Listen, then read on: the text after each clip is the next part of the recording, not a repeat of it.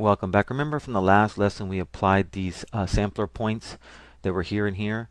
You can, if those bother you, you can click on the color sampler, which is located under the eyedropper tool.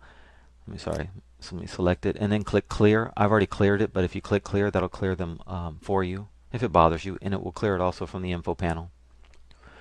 Now let's talk about what we've done so far.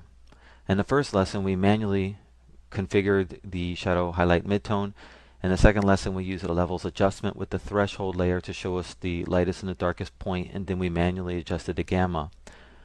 But in the first lesson, if you noticed, we just messed with the RGB composite. What does that mean? Let me click on background layer. See, it has RGB, red, green, blue. Put all three of these together, RGB. Okay? So when we were messing with the layers in the first lesson, we only adjusted the RGB. That was it. But in the second lesson, we used these eyedroppers, and we selected the shadow and the highlight. And then if we were to come into the individual channels, red, green, you can see that it moved the points in per each channel, right? So now what we're going to do is do that. So we're going to click reset. Okay. We're going to go into each channel. So this is another method of correcting the photos.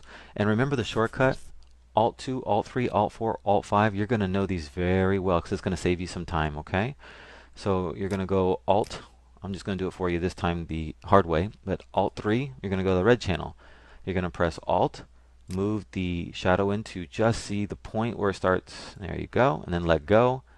Then you're going to do that with the highlights. Okay, then you're going to go over to the green channel, do the same thing. Okay. Ooh, that's too much. I may have to move back off the red and the... Okay, come over here.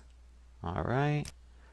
Now I'm using the cursor and I'm using the mouse, excuse me, and moving these back and forth.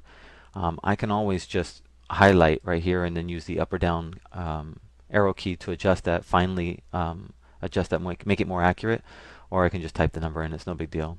So as we can see here, we've now adjusted per channel how it should be. So maybe the green needs to come off a little bit more. Yeah. And I said the red too, probably. Yeah, you gotta be careful because you can see a red color tint real quick. And then I will go back up to the RGB and maybe brighten the image again. Okay, so maybe there's a little bit color cast going on. But this is another way of correcting the photo, is to manually go in and adjust on a per channel basis and then come back to the RGB composite and adjust. So this is another method. In the next lesson I'm going to show you another method a lot quicker.